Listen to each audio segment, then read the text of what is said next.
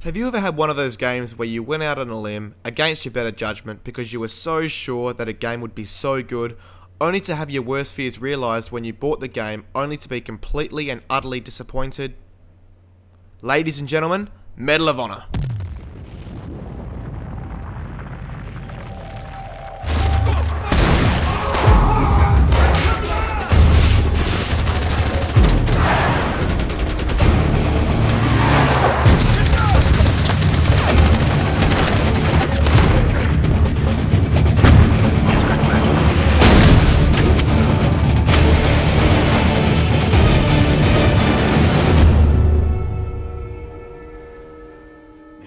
Medal of Honor is one of the highly anticipated games to be released this year, and seeing as though the Medal of Honor franchise has been dormant for several years now, fans were eagerly awaiting its triumphant return. Sadly, Medal of Honor is a forgettable experience, with a mediocre, lackluster single-player campaign, generic been there, done that multiplayer, and below average visual problems. But hey, don't just take my word for it. Let me show you. The story in Medal of Honor has you following the exploits of two soldiers stationed in Afghanistan, in the modern day war against the Taliban. Now, despite this very interesting concept for a story, Medal of Honor fails to adequately deliver the experience to players, as the game has a predictable plotline, underdeveloped characters, and what feels like a half-baked story in general. The first-person perspective cutscenes are done quite well, making the player feel like they are actually there, but the cinematic cutscenes on the other hand are just boring, failing to completely draw the player into the story. 24 hours. Now make it happen. We're done here. On par with the average story is a substandard graphical presentation. Don't get me wrong, there are times when Medal of Honor looks great, especially during the day missions. However, there are also times where it looks not so great and has numerous issues that plague the experience.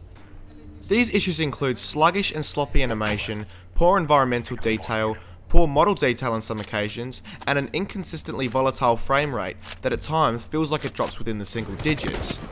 The sound presentation is definitely a saviour to the game's otherwise poor presentation, offering great weaponry sound effects, voice acting, and music. The story campaign is chock full of linear missions plagued with plenty of invisible walls to prevent even minor flanking. Players will simply move from skirmish to skirmish facing ridiculously stupid enemy AI that will either sit behind the same piece of cover over and over, or just stand out in the open begging for a bullet. Friendly AI is slightly brighter, but not the best. A lot of your time will be spent waiting for your squad mates to catch up to you just so that you can proceed with the mission. Aside from a couple of minor implementations such as the ability to slide into a crouching position while sprinting and the ability to peek and shoot around corners, Medal of Honor offers nothing different from its pre-existing competition. The control scheme has been copied button for button from Call of Duty, and even so it still feels very stiff and nowhere near as fluent as it should. The story campaign offers plenty of segments in which players take control of vehicles ranging from enemy tacticals to quad bikes to even helicopters. These serve as a means of offering some variety, but come off feeling tacked on and just pointless. The story mode offers little to no challenge and can be completed in about 5 hours, offering little incentive to play it through a second time. The online multiplayer is okay, but nothing special.